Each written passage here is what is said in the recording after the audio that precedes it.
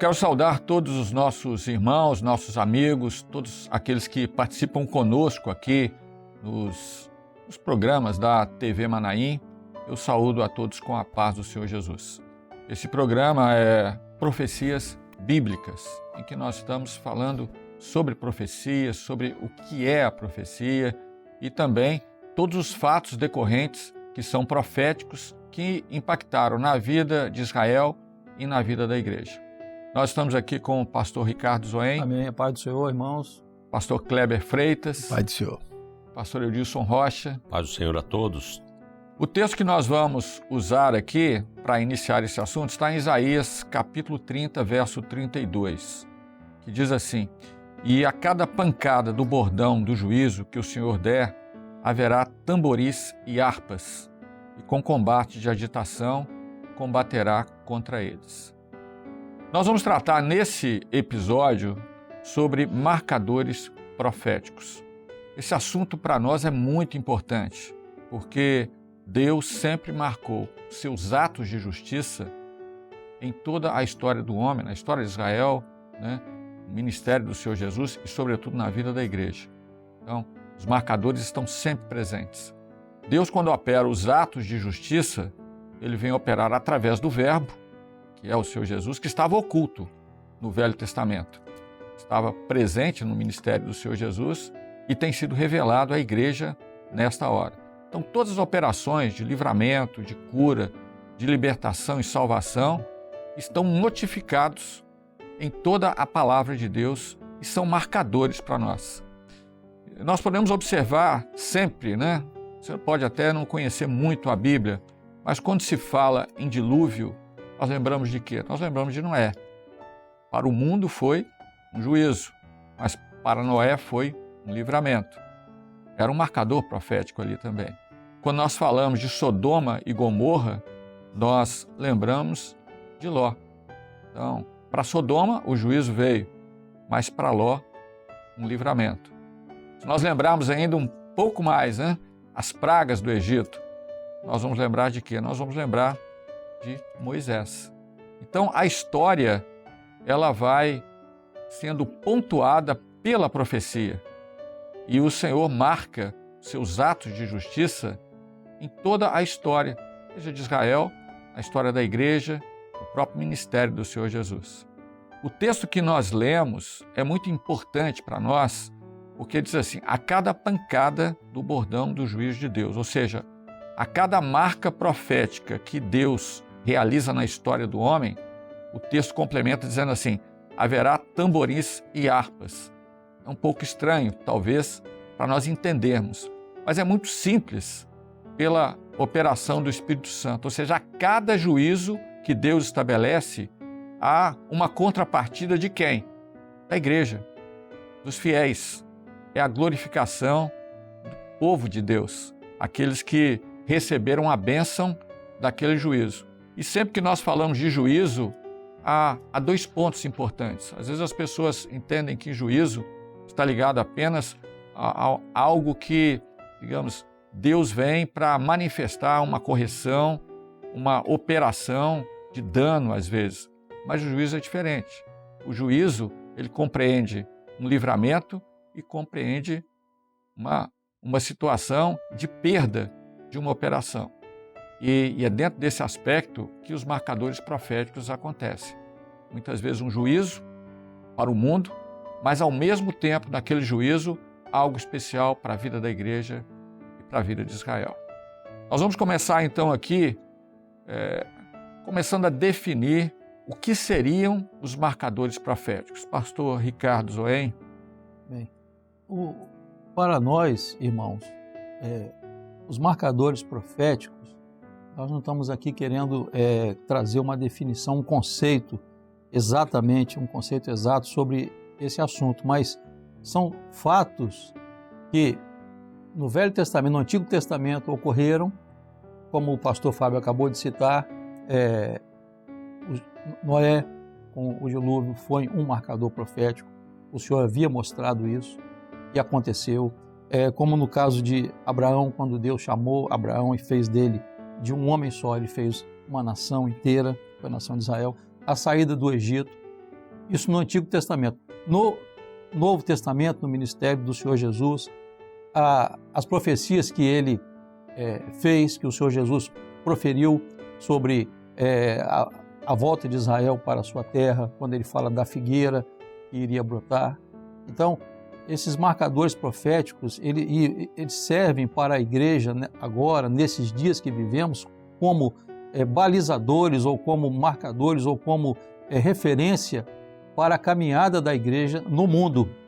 E nós estamos vivendo um momento, e esse momento ele está cheio, ou vamos assim dizer, com fatos que se precipitam, fatos que acontecem nos dias de hoje, que marcam a história da igreja no mundo e apontam para a saída dela, porque nós estamos vivendo um momento da saída da igreja do mundo. E a igreja, por sua vez, a igreja fiel, ela tem uma grande responsabilidade, que é falar, notificar isso ao mundo. Por isso que a gente sempre usa uma expressão, uma frase que é até do nosso companheiro, pastor Gedeuti, quando ele diz que a igreja ela é mestra. Agora, por que a igreja é mestra? É aquilo que Paulo disse numa das suas cartas. Na primeira carta aos Coríntios, capítulo 11, ele diz assim, porque o que recebi do Senhor, também vos ensinei. Então a igreja tem recebido do Senhor, nesses dias que antecedem o arrebatamento dela, da igreja, ela tem recebido do Senhor informações, revelações da parte do Senhor, e ela transmite isso para o mundo. Então, por isso ela é mestra, ela discerne o momento profético que ela vive. Estamos vivendo um momento profético que antecede o arrebatamento da igreja. E os marcadores proféticos estão aí. O Senhor Jesus, quando falou sobre esse momento, ele disse no capítulo 24 de Mateus, ele falou sobre guerras, rumores de guerras, nação contra nação, reino contra reino, pestes. Nós estamos vendo aí o que está acontecendo há poucos anos atrás, e ainda estamos vivendo alguma coisa relacionada às pestes que aconteceram recentemente. Então, terremotos em vários lugares são sinais, são marcadores que apontam para um determinado momento. E que momento é esse? O momento em que o Senhor Jesus virá até as nuvens dos céus para arrebatar um povo que ele separou, que ele escolheu, aleluia, que se chama Igreja Fiel. E eu costumo dizer, até os irmãos me permitam aqui falar isso, eu costumo dizer o seguinte, a minha luta pessoal, todos nós temos as nossas lutas, as nossas batalhas, as nossas dificuldades, todos nós temos, lutamos pela vida, isso aí é indiscutível. Mas a luta pessoal, a minha luta pessoal é fazer parte do povo que será arrebatado. Aleluia. E essa é a nossa grande luta, fazer parte de um povo que será arrebatado. Glória a Jesus. E os marcadores proféticos são aqueles que nos mostram que o Senhor Jesus está próximo de voltar. Então, seria essa a nossa contribuição sobre marcadores proféticos. O que é interessante, importante também para nós, é quando nós falamos aqui do dilúvio, né, do tempo de Noé, e que é um marcador profético. Mas os marcadores proféticos, eles estão ligados a um tempo chamado Kairos.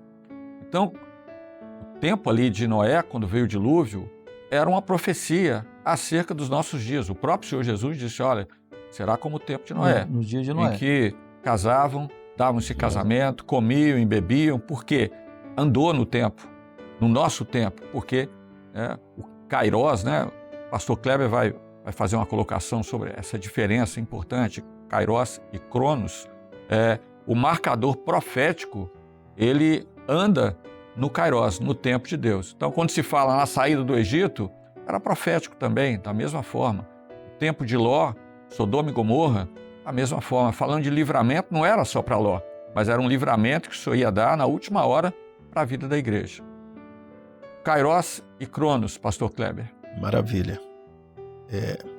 Veja como é profundo, né? Que não é uma ciência exata, mas é fácil de entender quando você contextualiza. Então, nós estamos falando de profecia, de cumprimento das profecias e da importância delas lá no seu tempo as que cumpriram para a vida da igreja hoje. E as profecias que ainda não se cumpriram, que vão se cumprir, e que a igreja espera e aguarda com ansiedade.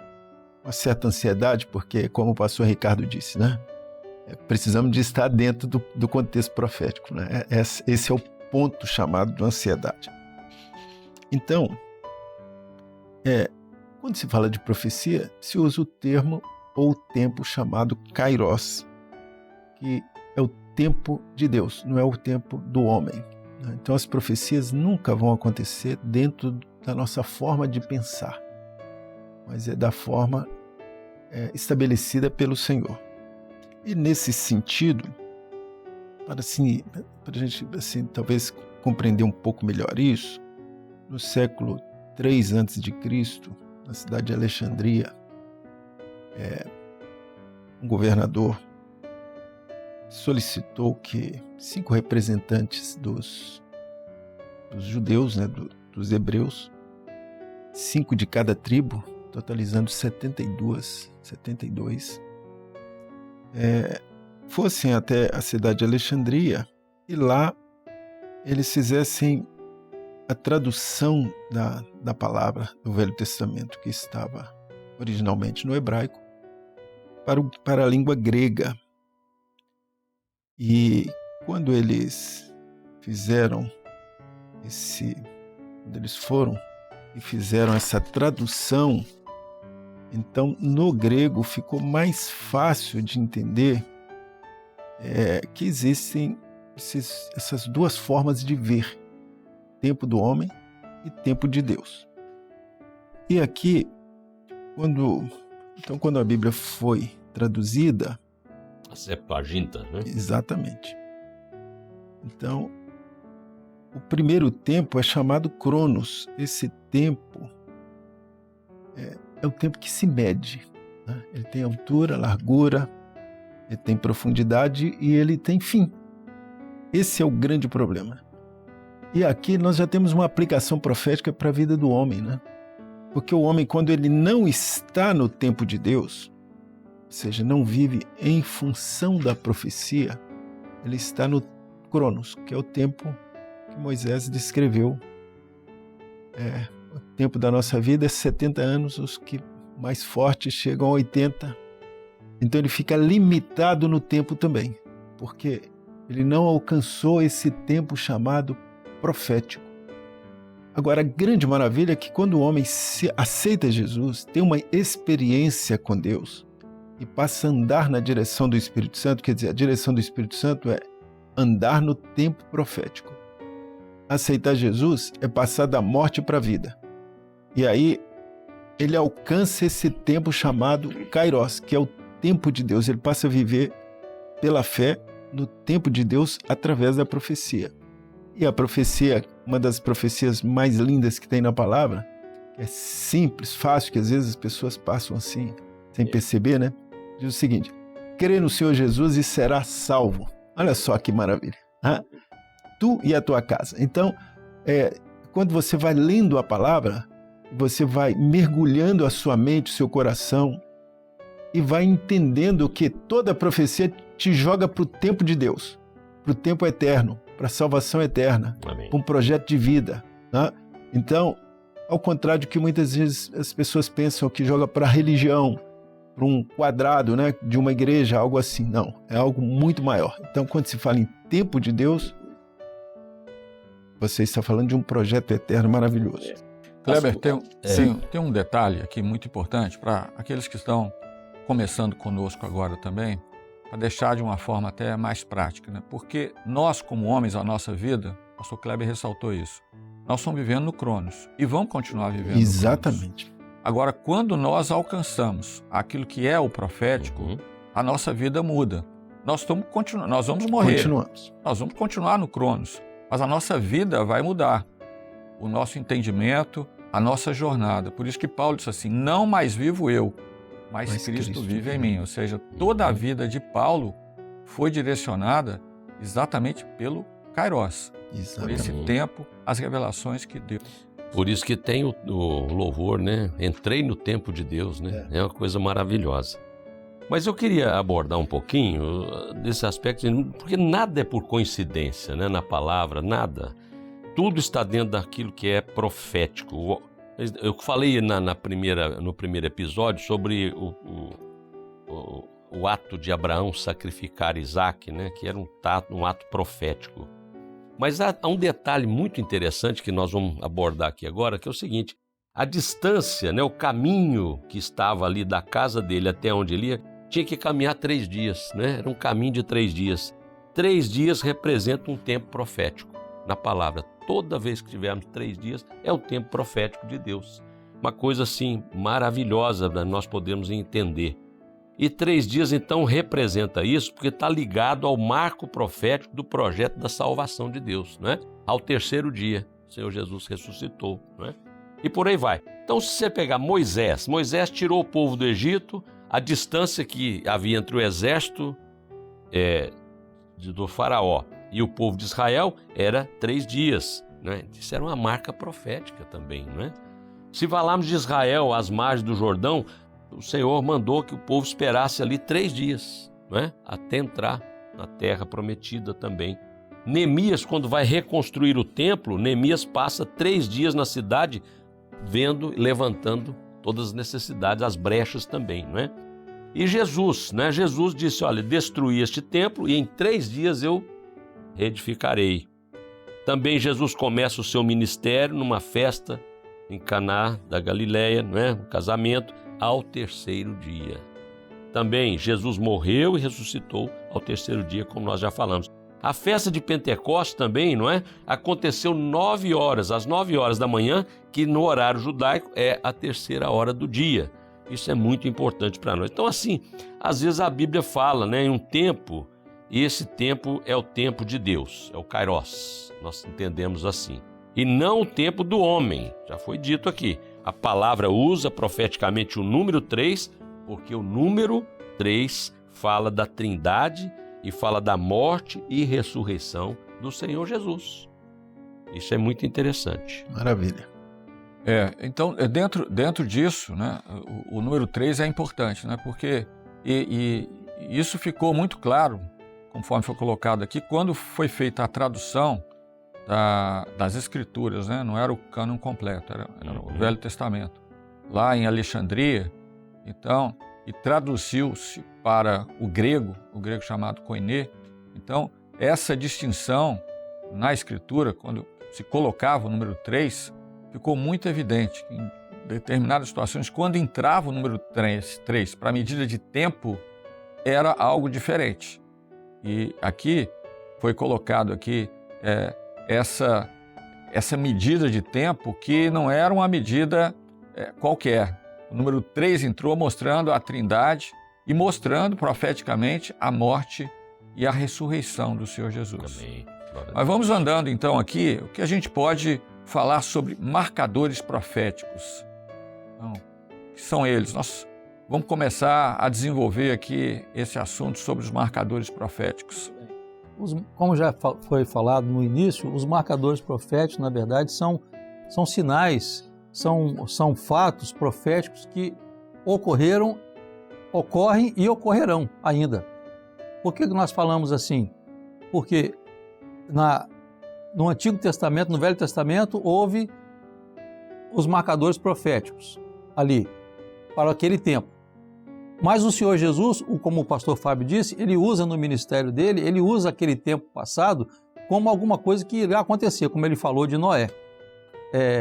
Como nos dias de Noé, davam em casamento, até o dia que Noé entrou na arca e ninguém se apercebeu disso. Ele está falando de quê? Ele está falando daquilo que vai acontecer usando o exemplo de Noé.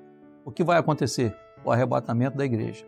Como nos dias de Sodoma e Gomorra, também, a mesma coisa. Então, o Senhor Jesus, ele fala, inclusive profecias que ele fez, que ele profetizou acerca de um tempo que viria, naquela época, quase 2000 anos atrás. Ele fala do Israel, ele profetiza sobre Israel, quando ele fala da figueira. Então, quando o Senhor Jesus fala sobre a figueira iria brotar, quando ele diz a figueira brotará, a figueira brotou em 1948, em maio de 48, quando a ONU decidiu que Israel seria uma nação. Inclusive, o brasileiro Oswaldo Aranha era um dos que estavam lá, era presidente daquela sessão que onde estava tendo aquela votação. E ele, Oswaldo Aranha, é homenageado em Israel até os dias de hoje. Tem ruas, tem praças com o nome dele lá em Israel. Mas é um grande sinal para a igreja. Israel é um grande sinal para a igreja que Jesus está às portas. O Senhor Jesus virá buscar a igreja. Esse é um marcador profético que nós não podemos dispensar e esquecer jamais. Israel voltou para a sua terra. A figueira brotou, conforme o Senhor Jesus havia profetizado. Outros sinais, como já falamos no início de Mateus 24, quando fala dos sinais geofísicos de terremotos, guerras, rumores de guerras, então são pestes, fome, são sinais que são marcadores proféticos para nós nos dias de hoje. A igreja, ela olha isso daí. Nós não nos alegramos, meus irmãos, com as tragédias que ocorrem. Não nos alegramos com isso. Mas nós glorificamos a Deus porque são cumprimentos de profecias. Nós estamos tratando aqui de profecias bíblicas. As profecias do Senhor Jesus estão cumpridas. Nós não temos que esperar outra a não ser a volta do Senhor Jesus para buscar a igreja, o arrebatamento da igreja. Então esse dia está próximo. Em breve o Senhor Jesus voltará, porque os marcadores proféticos apontam para isso. E nós, como igreja do Senhor Jesus, nós temos que estar cientes disso, conscientes disso e falar isso. A igreja foi chamada para isso, para testemunhar de que Jesus vem. Assim como Israel foi chamado por Deus para testemunhar da vinda do Messias, da sua primeira vinda, a igreja, o Israel espiritual de Deus, foi chamada por Deus, foi instituída por Deus para anunciar que Jesus vem em breve. Amém. Glória a Deus. Há muitos sinais e avisos, nós chegamos a ver isso, né, nos episódios de Trombetas e Festas, né, agora ressaltado essa brevidade do arrebatamento da igreja. A volta do Senhor Jesus vai acontecer mais tarde, mas no arrebatamento o Espírito Santo vai entregar a noiva, a igreja fiel, nas nuvens. O encontro será nas nuvens com o Senhor Jesus. Os sinais são para a igreja e os avisos para o mundo. Não, os sinais são para o mundo e os avisos. Isso. E os avisos para a igreja. A igreja está sendo avisada para se preparar nessa última hora. Os avisos. Mas há ainda outros sinais, né? Dentro dos sinais, nós, inclusive, é uma marca da Igreja Maranata, né? As trombetas. E veja que forma didática clara, mas muito clara, simples de entender, que são as trombetas que estão descritas no livro de Apocalipse, capítulo 8, a partir do versículo 7. Porque a palavra diz o seguinte, que o Senhor Jesus virá e levará a igreja, quer dizer, encontrará com a igreja nas nuvens. A igreja vai subir até as nuvens e Jesus leva a igreja para a eternidade, ante o toque da última trombeta. Então, esta última trombeta, são 7, mas a última trombeta para a igreja é ao toque da quarta. Então, antes, quer dizer, iminentemente, conjuntamente ali, a igreja é arrebatada. Então, para a gente entender, as 3 primeiras trombetas já tocaram. Como que nós sabemos disso? Porque o primeiro anjo tocou a sua trombeta e houve saraiva, fogo misturado com sangue, e foram lançadas na terra, que foi queimada na sua terça parte. Queimou-se a terça parte das árvores e toda a erva verde foi queimada. Então, essa trombeta está muito fácil de se entender que ela já tocou, por causa dos seus efeitos. Né? Então, é uma forma clara, didática de Deus para nos mostrar que os marcadores proféticos que se cumpriram e certamente nos alerta aos que ainda vão se cumprir. O segundo anjo tocou a trombeta e foi lançada no mar uma coisa como um grande monte ardendo em fogo, e tornou-se em sangue a terça parte do mar. E morreu a terça parte das criaturas que tinham vida no mar, e perdeu-se a terça parte das naus.